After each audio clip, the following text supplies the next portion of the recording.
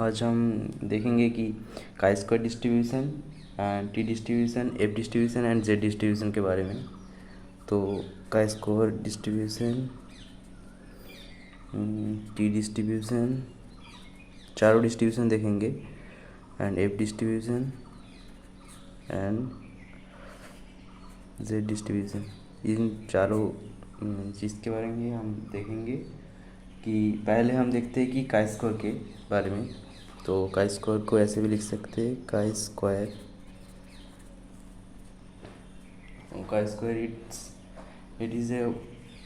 it is one of the most important non-parametric or distribution field test introduced in chi-square. It is the most important and distribution free test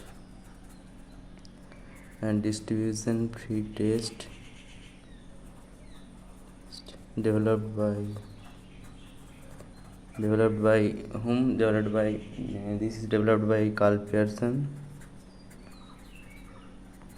in 1900.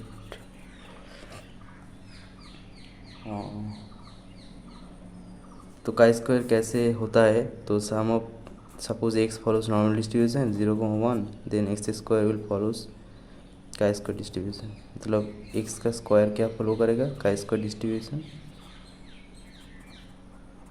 With 0 mean and 1 variance, ये follow करेगा।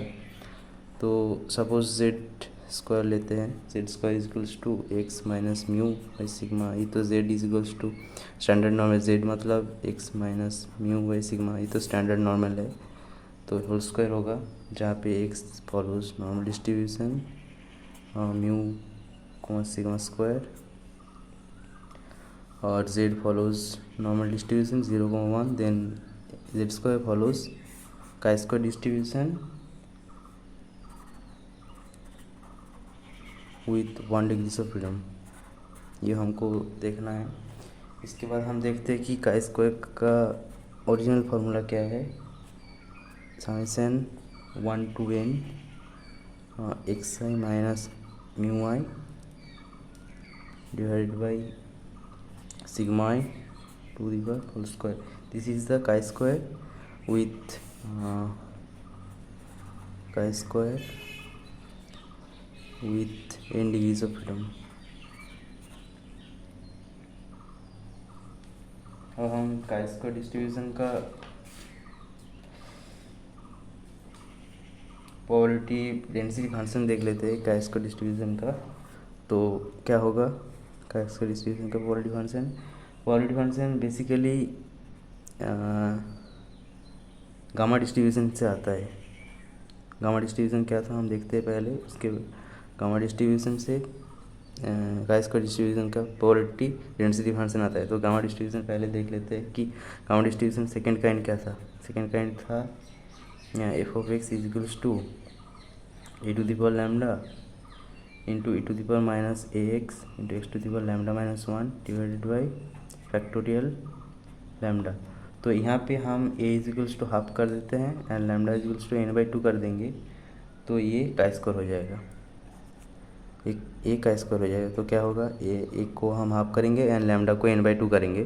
तो एक को half करेंगे तो half to the power n/2 into e to the power half एक chi square to the power n/2 minus 1 divided by gamma n/2। तो it is the function of chi square distribution. And इसका X का range क्या होगा, x का range और chi square का range क्या है, 0 to इन्फिनिटी होगा काई स्क्वायर का रेंज।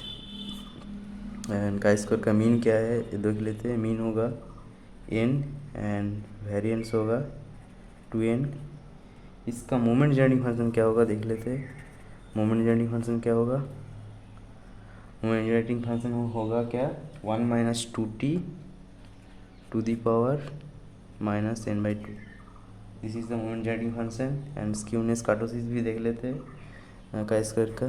तो स्क्यूनेस क्या होगा, स्क्यूनेस होगा ये √8/n, मतलब ये gamma 1 is equals to sorry skewness coefficient of skewness क्या होगा, root over of 8/n, and kurtosis क्या होगा, कार्टोसिस होगा गामा 2 इज इक्वल्स टू, तो गामा नहीं है, हाँ गामा है, gamma 1 is equals to √8/n, and this will be kurtosis क्या होगा, कार्टोसिस होगा रूट नहीं होगा 12/n, दैट इज़ द कार्टोसिस का वैल्यू होगा, and it is the skewness का वैल्यू होगा। कार्टोसिस मतलब gamma 2 coefficient of kurtosis.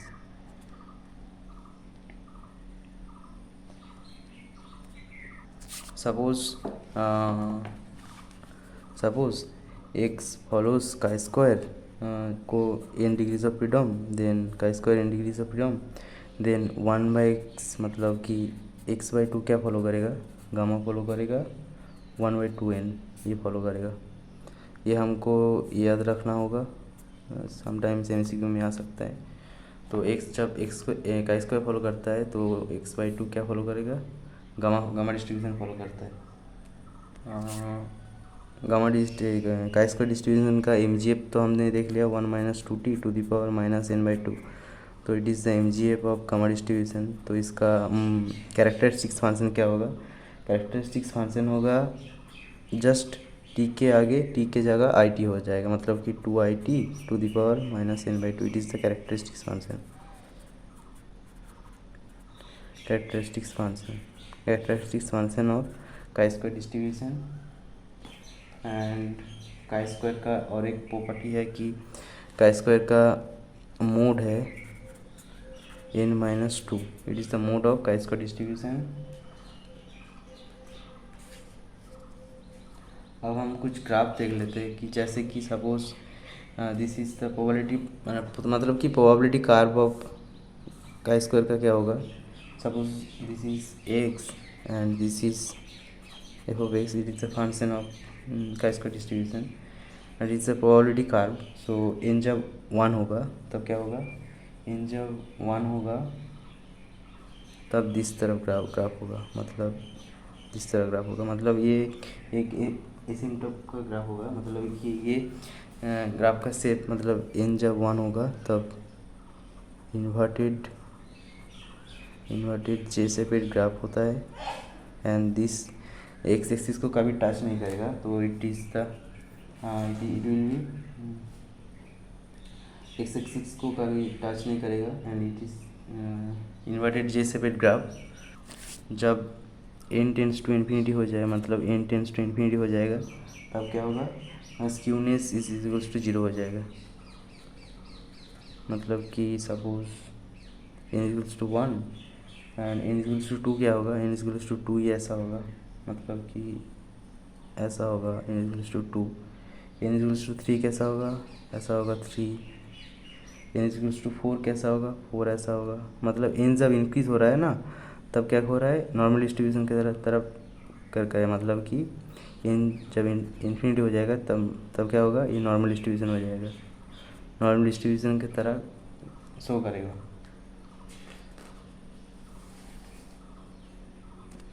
Suppose x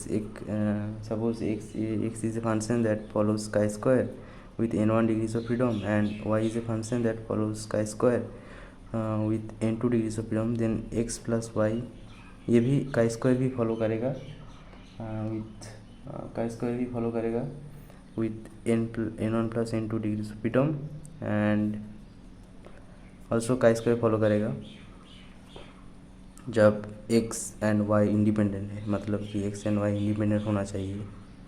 independent होना चाहिए। अब हम देखते हैं कि x बाई वाई क्या फॉलो करेगा, x डिवाइड बाई वाई क्या फॉलो करेगा, β2 फॉलो करेगा, जो होगा n1 divide by 2 n2 divide by 2 degree of freedom follow करेगा। जब x divide by x plus y ये क्या फॉलो करेगा, ये β2 फॉलो करेगा, सॉरी β1 फॉलो करेगा, n1/2 और n2/2। And in case of observe frequency and expected frequencies chi square का क्या वैल्यू होगा, observe frequency and expected frequency के हिसाब से, तो chi स्क्वायर क्या होगा, chi square will be summation y - ei that whole square divided by ei ये होगा काई स्क्वायर का वैल्यू जब वाई मतलब observe value and e i मतलब expected value. So this range will be 1 to k, suppose जितना भी range है k 1 2 3 dot dot dot dot k तक जाएगा। तो this is the chi square in case of observe value and expected value frequencies. Some conditions देख लेते हैं chi square का। कंडीशंस क्या क्या है? Conditions for validity of chi square test. तो क्या क्या कंडीशन है देख लेते हैं कि the sample observations should be independent. Sample observations should be independent. First of all this condition है। सेकेंड कंडीशन क्या होगा? सेकेंड कंडीशन है constant on the cell frequencies if any should be linear. मतलब कांस्टेंट शुड बी लीनियर होना चाहिए। Next third number condition की total number of frequency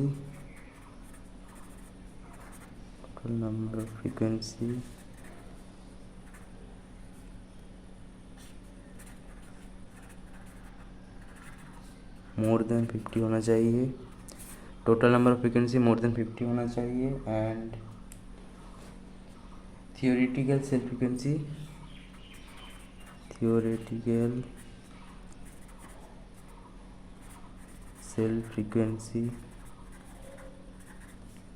should be less than 5 होना चाहिए।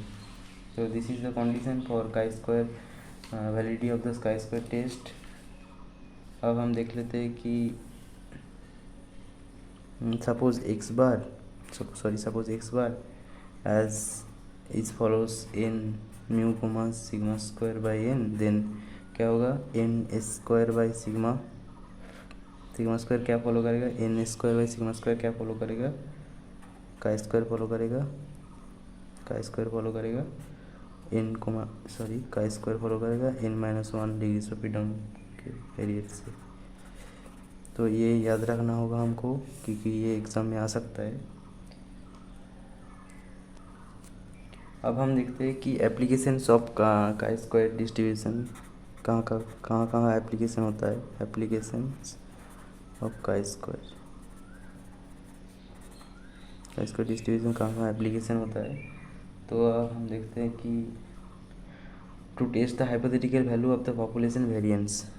First of all to test the hypothetical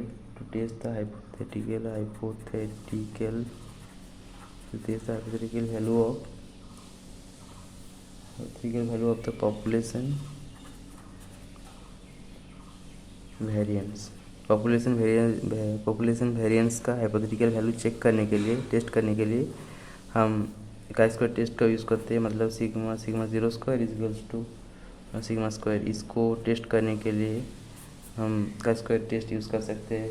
इसके बाद in case of goodness of fit test के लिए ये यूज़ होता है।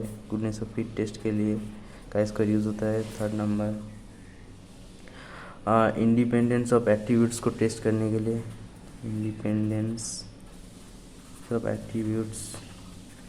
एट्रीब्यूट्स को टेस्ट करने के लिए का स्क्वायर यूज़ होता है। Next suppose equality of several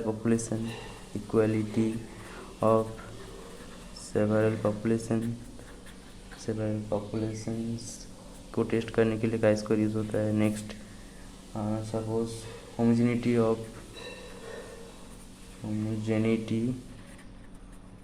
of independent estimate of population variance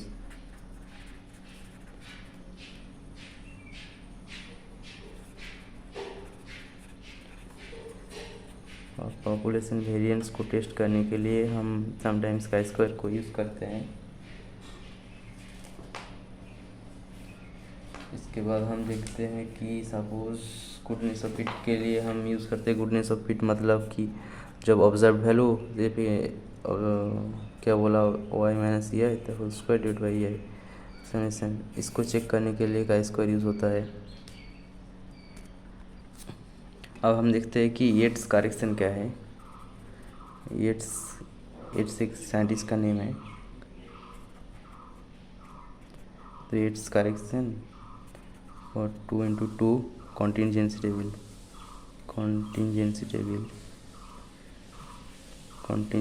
table तो ये क्या होगा, suppose this is the table ABCD। तो येट्स करेक्शन क्या होगा, Yates correction for chi square test क्या होगा, chi square will be n × AB - PC mod of -n/2 total whole square divided by a plus c into a plus c into a plus b c plus d into c plus d into b plus d। This is the Yates correction का formula है chi square का। तो chi square distribution का formula हम देख लिया। इसके बाद हम देखेंगे कि टी डिस्ट्रीब्यूशन के बारे में जानेंगे। तो टी डिस्ट्रीब्यूशन के बारे में हम जानेंगे। पहले टी डिस्ट्रीब्यूशन किसने दिया वो जान लेते हैं। टी डिस्ट्रीब्यूशन पहले दिया WS गॉसेट ने टी डिस्ट्रीब्यूशन का कॉन्सेप्ट दिया इन 1908 ने दिया। तो टी डिस्ट्रीब्यूशन का फंक्शन क्या है वो देख लेते हैं। टी डिस्ट्रीब्यूशन का फंक्शन है, suppose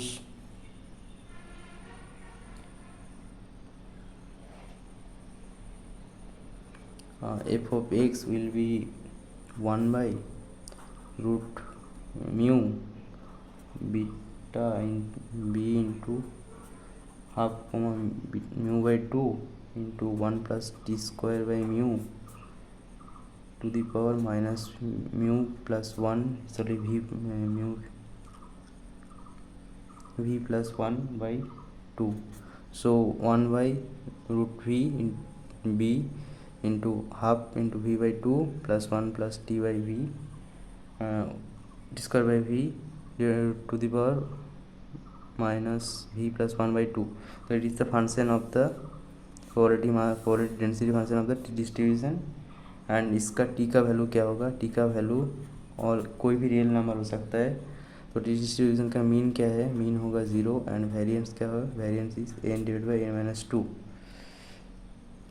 and variance always greater than equals to 1 होगा जब n is greater than equals to 2 होगा। n हमेशा 2 से ज़्यादा होना चाहिए। तो T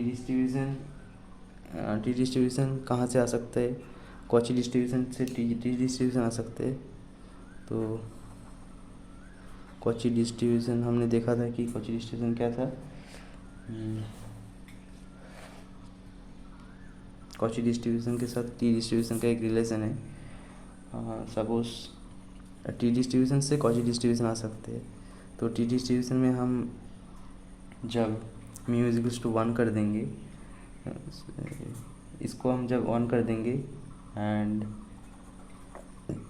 n is equals to 2 कर देंगे तो ये कॉची डिस्ट्रीब्यूशन फॉलो करेगा। तो कॉची डिस्ट्रीब्यूशन क्या था हमको देख लेते हैं।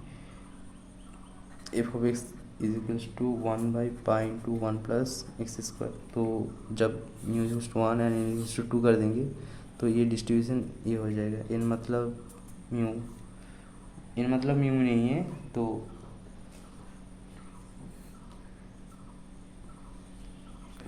n मतलब 2 करेंगे तो यहाँ से टी डिस्ट्रीब्यूशन से कॉची डिस्ट्रीब्यूशन में हम आ जाएंगे।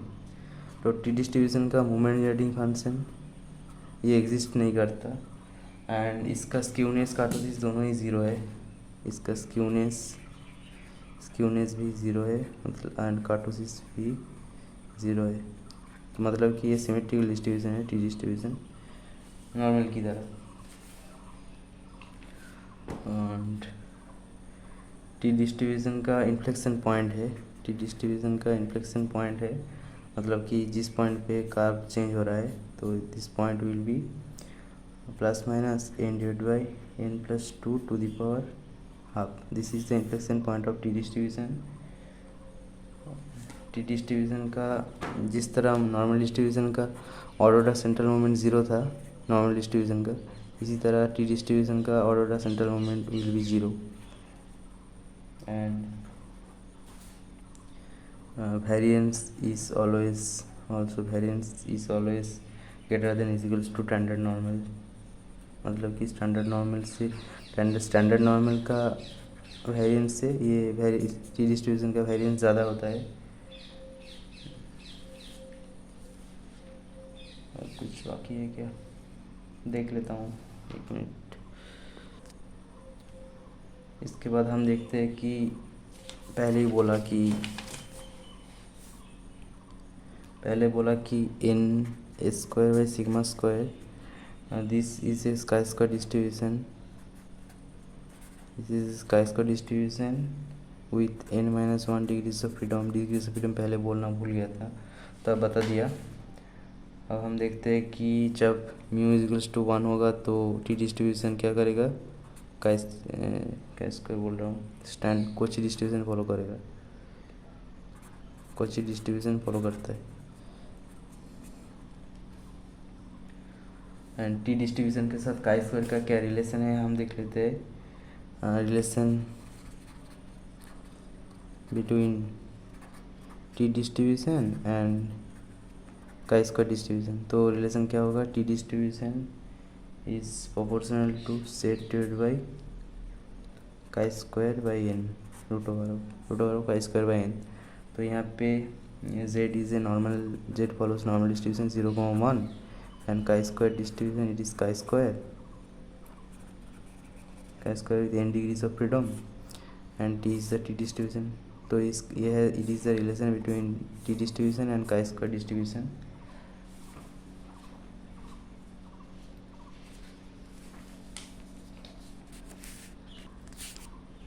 टी डिस्ट्रीब्यूशन का हम वेरिएंस देख लिया। वेरिएंस मतलब म्यू टू देख लिया क्या है, n divide by n-2 and mu 4 क्या होगा, टी डिस्ट्रीब्यूशन का म्यू 4 होगा 3n square divide by n-2 into n-4। This is the mu 4। यहाँ से हम स्क्यूनेस कार्टोसिस तो पता है, स्क्यूनेस कार्टोसिस तो 0 होता है, स्क्यूनेस भी 0, कार्टोसिस भी 0। तो म्यू 4 का वैल्यू समटाइम्स दे सकता है, तो म्यू 4 का वैल्यू यहाँ पे दिया है, जहाँ पे n is more than equals to 4, इन 4 से ज़्यादा होगा। सपोज जब n टेंस टू इन्फिनिटी होगा तब क्या होगा, तब बीटा 1 इज इक्वल्स टू 0 होगा एंड बीटा 2 क्या होगा, limit n tends to infinity n-2 divide by n-2 divide by n-4 होगा, इज इक्वल्स टू क्या होगा, limit n tends to infinity 3 common ले लिया, उसके बाद 1-2 by n divide by 1-4 by n is equals to 3 होगा।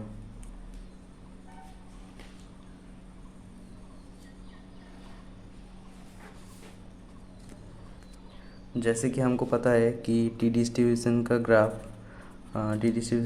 नॉर्मल डिस्ट्रीब्यूशन का graph से सिमिलर है।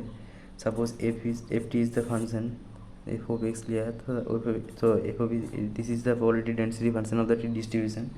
तो this is symmetrical, this is symmetrical spelling अब चेक कर लेना। तो सिमेट्रिकल होगा कब, टी इक्वल्स टू 0 में। अब जब टी इंक्रीज जब होगा तब क्या होगा, तब एफ टी क्या होगा, एफ टी डिक्रीज करेगा एंड टेंस टू 0। तब क्या होगा, टी टेंस टू जब इन्फिनिटी हो जाएगा तब क्या होगा, t axis will be asymptote to the curve हो जाएगा, एसिम्प्टोटे टू द कर्व हो जाएगा। मतलब पता चल गया, मतलब टी जब इंक्रीज होगा तो एफ टी डिक्रीज होता जाएगा, मतलब ग्राफ ऐसा होगा, दिस इज द ग्राफ होगा। तो टी जब डिक्रीज करते ये एसिम्प्टोट हो जाएगा कर्व से। ये टी एक्सिस है and this is F of T, this is the graph of the T distribution. दूसरी तरफ भी ऐसे ही हो सकता है। तो दिस साइड भी ऐसा ही होगा। अब हम देखते हैं कि टी डिस्ट्रीब्यूशन कहाँ कहाँ अप्लाई होता है, मतलब कि application of t distribution. Applications of t distribution कहाँ कहाँ पे होता है कि जहाँ पे to test the sample mean, first of all to test the sample mean, test the sample mean, to test the sample mean with respect to, suppose with respect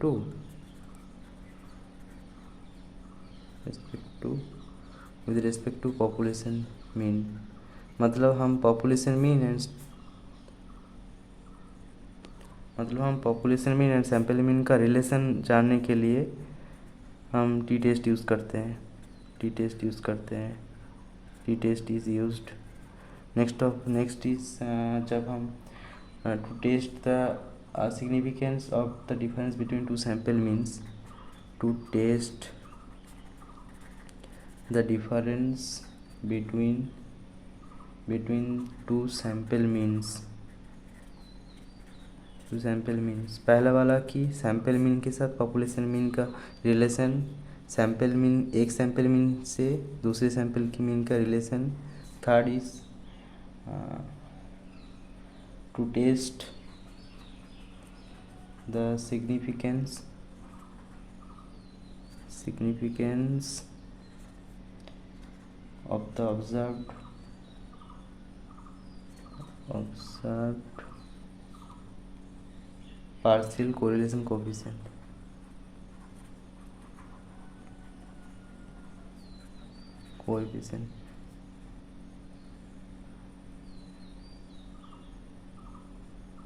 efficient, तो मतलब कि to test the significance of observe partial coefficient का significance जानने के लिए हम T test use कर सकते हैं।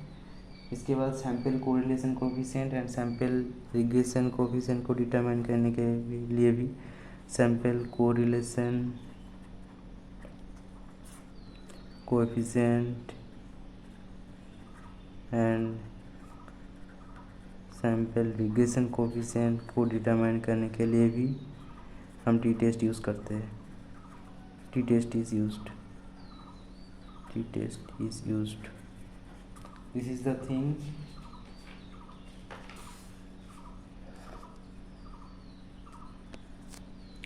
तो टेस्ट ऑफ सिग्निफिकेंस क्या होगा? टेस्ट ऑफ सिग्निफिकेंस ये हमेशा एग्ज़ाम में आता है। Significance of observed sample correlation coefficient क्या होगा? कोफिशिएंट क्या होगा? T will be R divide by root over of 1 minus R square into root n minus 2। ये हमको याद रखना होगा कि क्योंकि ये एग्जाम में आ सकता है।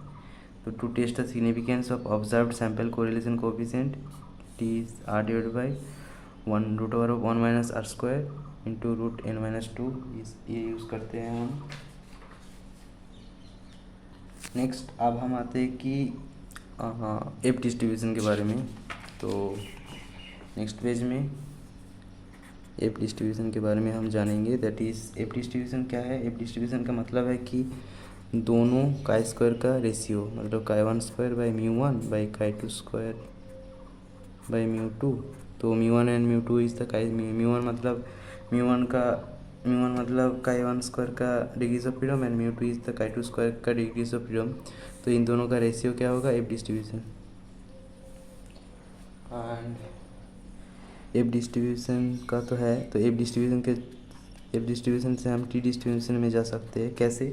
टी डिस्ट्रीब्यूशन में जाने के लिए μ1 should be 1 and μ2 is mu let and T के जगह एफ लिख देंगे।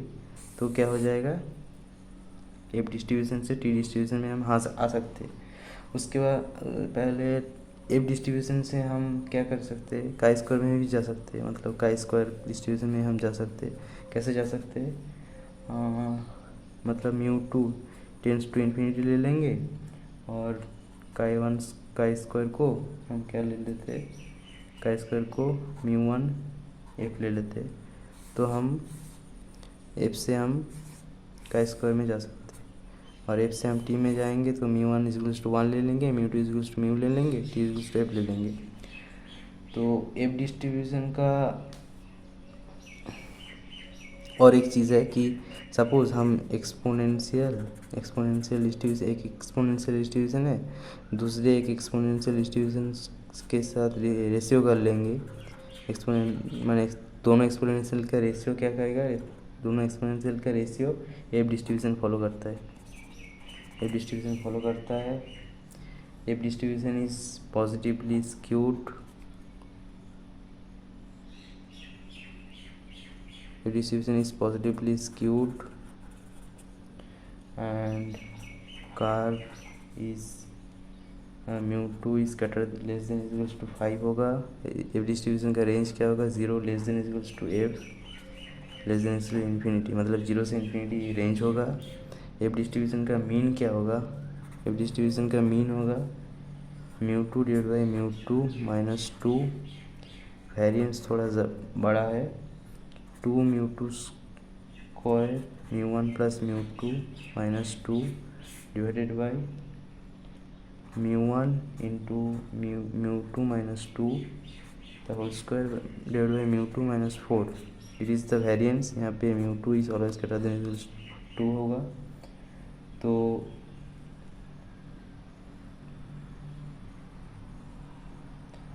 हाँ, मीन जब एक से ज़्यादा होगा तब क्या होगा, पॉजिटिवली स्क्यूड होगा, पॉजिटिवली स्क्यूड होगा एफ डिस्ट्रीब्यूशन। एंड इसका moment generating function does not exist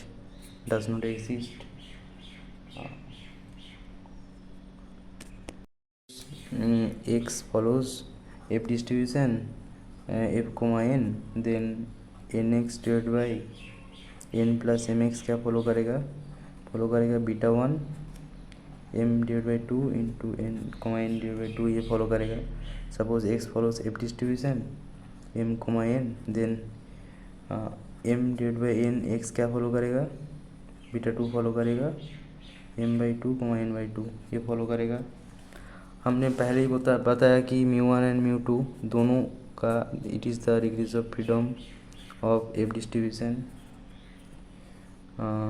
suppose student एक और एक चीज़ है, स्टूडेंट टी डिस्ट्रीब्यूशन फॉलो करता है, डिग्रीज ऑफ फ्रीडम है एन, देन टी स्क्वायर क्या फॉलो करेगा, स्नेइडिकर्स एफ डिस्ट्रीब्यूशन फॉलो करेगा विथ क्या 1 comma N degrees of freedom. F distribution का मोड क्या है, मोड है mu 2 divide by mu 2 plus 2 into mu 1 minus 2 divide by mu 1। तो जहाँ पे mu 1 always greater than equals to 2 होता है। तो it is the F distribution के बारे में हमने बताया। इसके बाद हम सम कुछ चीज़ देख लेते हैं कि जैसे कि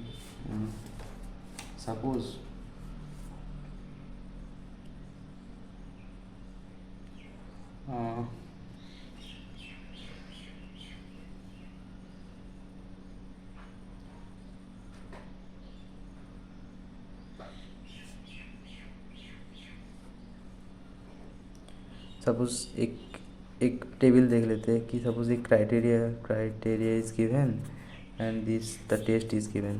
तो according to criteria the test will be tested, मतलब कि सपोज वन सैम्पल टेस्ट क्या होगा, स्टूडेंट टी टेस्ट होगा। Student T test is given by Gosset. इसके बाद 2 सैम्पल टेस्ट, मतलब 2 इंडिपेंडेंट सैम्पल टेस्ट ये क्या होगा, ये होगा Fisher T test.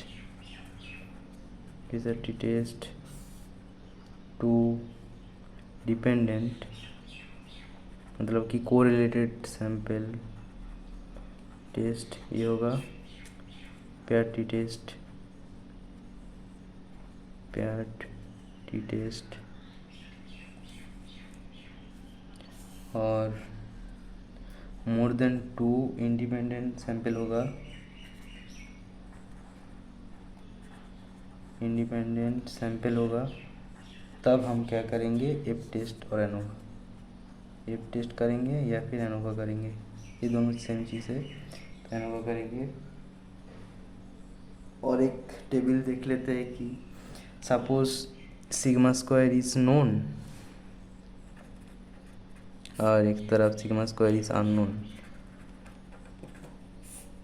And N is large मतलब कि more than 30 and N is small मतलब कि लेस देन 30, तो कहाँ पे कौन सा टेस्ट यूज़ करेंगे, यहाँ पे जेड टेस्ट यूज़ करेंगे, जेड टेस्ट यूज़ करेंगे, जेड टेस्ट यूज़ करेंगे एंड टी टेस्ट यूज़ करेंगे। मतलब कि सिग्मा स्क्वायर मतलब वेरिएंस जब अननोन होगा एंड एन जब स्मॉल होगा तभी हम टी टेस्ट यूज़ कर सकते हैं, बाकी टाइम हम जेड टेस्ट यूज़ करेंगे। तो ये का स्क्वायर का एक और फार्मूला था वो बोल देता हूँ। का स्क्वायर का एक फार्मूला है कि summation I is equals to 1 to n Y square divide by I minus N.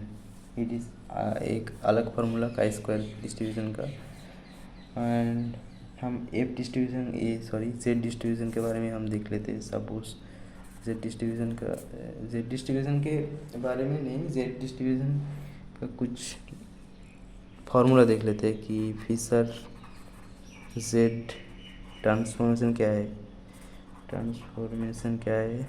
ये है Z is equals to 1/2 log 1 + r divide by 1 - r, ये ई है, into tan H inverse r है। Suppose tan H inverse r ही है, ठीक है। This is the Fisher Z transformation, इसको हमको याद रखना पड़ेगा। इसके बाद variance of Fisher Z distribution क्या होगा, 1/2 Fisher variance of Fisher Z distribution क्या होगा, 1/2 into 1/k1 plus 1/k2 plus 1/k1 square plus 1/k2 square. इसको हमको याद रखना होगा। फिशर जेड ट्रांसफॉर्मेशन को हम और एक टाइप से लिख सकते हैं कि Z equals to 1/2 log e S1 square divide by S2 square, ऐसे भी लिख सकते हैं, जहाँ पे S1 is the first sample variance and S2 square is the second sample variance, ऐसे भी हम लिख सकते हैं। जहाँ पे जैसा डाटा दिया होगा वहाँ पे हम ऐसे अप्लाई करेंगे। और एक लास्ट चीज़ जो है कि फिशर जेड ट्रांसफॉर्मेशन के साथ